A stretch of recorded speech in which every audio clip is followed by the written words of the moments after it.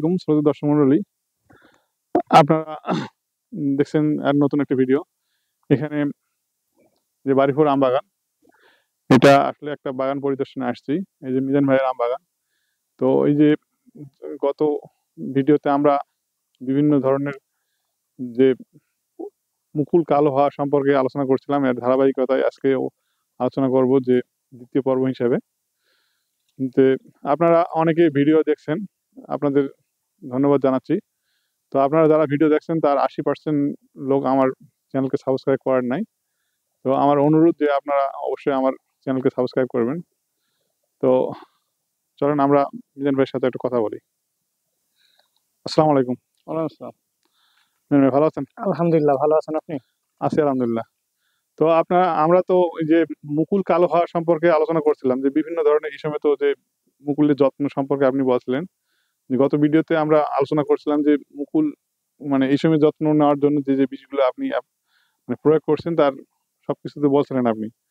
তো মুকুল কালো হওয়ার জন্য আপনি দুইটা কারণ বলছেন, যে একটা হলো উকুন পোকা বা বিভিন্ন ধরনের যে মাইক্রোস্কোপিক যে অণুজীব বা যে পোকা থ্রিপস। হ্যাঁ থিপস, বিভিন্ন ধরনের থিপসের কথা বলছিলেন।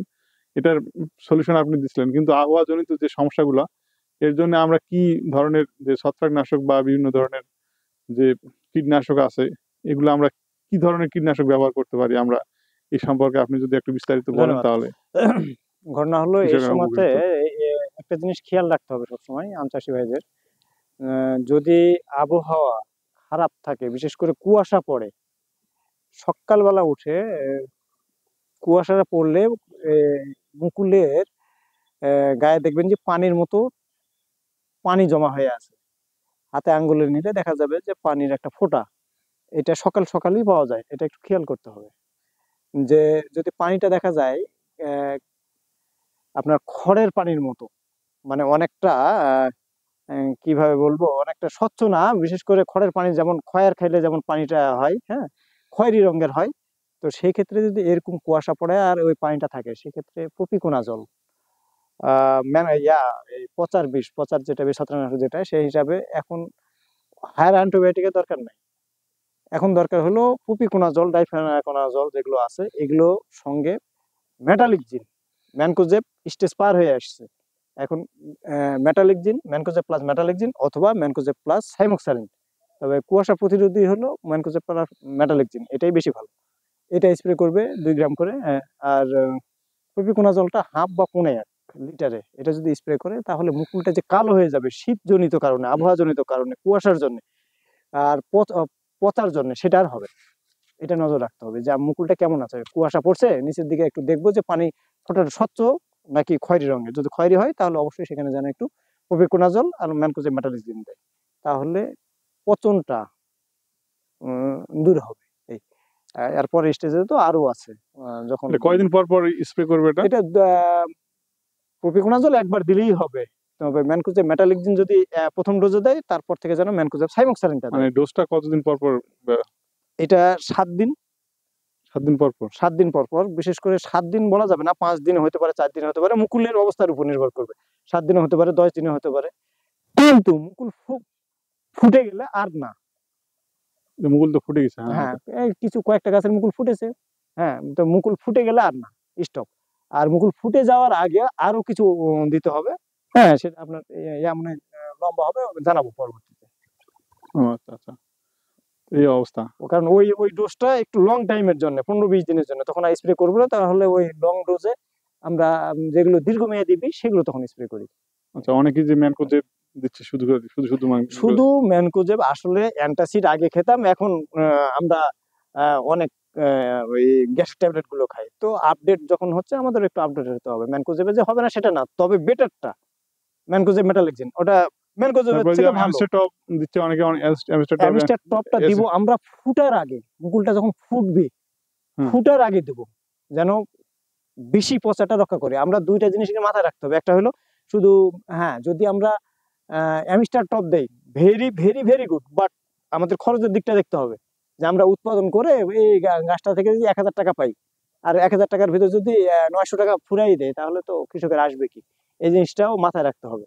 তো সেই ক্ষেত্রে পপিকোনা জলটা এখন দিল, আর ফুটার আগে যদি হাফ করে বা তারও কম একটু অ্যামিস্টার টপ গ্রুপের যে ওষুধগুলো আছে সেগুলো যদি দেয় তাহলে বেশি ভালো হবে। ও আচ্ছা আচ্ছা এটা পরবর্তীতে আসুক ওই স্টেজটা, আমাদের এগুলো ফুটুক, আমরা স্প্রে করবো, আপনি করবেন। আচ্ছা ধন্যবাদ। আচ্ছা ধন্যবাদ। তো দেখেন অনেক গাছে কিন্তু মুকুল ফুটে গেছে কিন্তু কোনো সমস্যা নাই।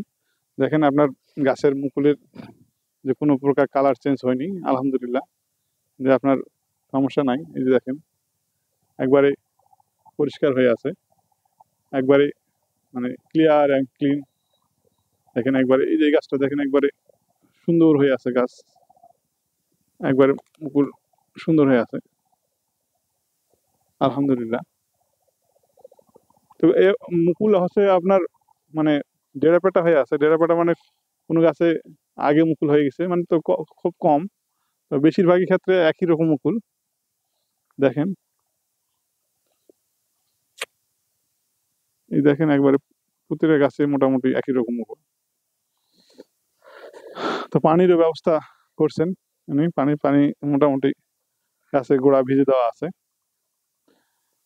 তো এই হলো অবস্থা, মুকুলও করছে আলহামদুলিল্লাহ। এই যে দেখেন এই অবস্থা, এই দেখেন এই গাছে অবশ্য মুকুল ফুটেনি, মানে মুকুলের ইয়া হয়নি, মানে ফুল ফুটেনি। এই যে দেখেন। তো যেইভাবে বললো মিজান ভাই সেইভাবে আপনার যদি ইয়া করেন, বেশি স্প্রে করেন নিয়মিত, তাহলে আলহামদুলিল্লাহ আশা করা যায় যে আপনাদের কোনো প্রকার সমস্যা হওয়ার কথা নয়। দেখেন এই যে দেখেন, এই যে দেখেন ঘুরে ঘুরে দেখায় বাগান। এই গাছ সামনে গাছে দেখেন একবার আমের মুকুল চলে আসছে, গুটি চলে আসছে দানা। এই যে দেখেন এই গাছটা একটু দেখেন,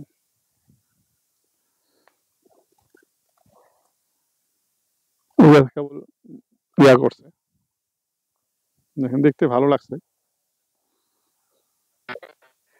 মুকুল সব ইয়া হয়ে গেছে।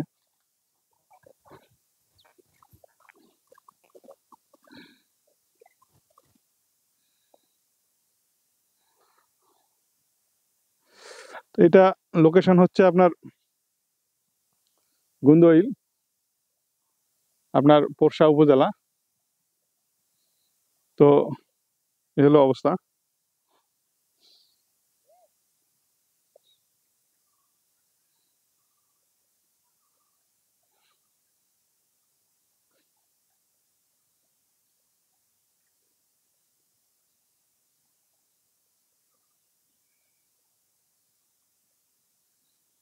তো ঠিক আছে, ভালো থাকেন, আজ এই পর্যন্তই। আল্লাহ হাফেজ।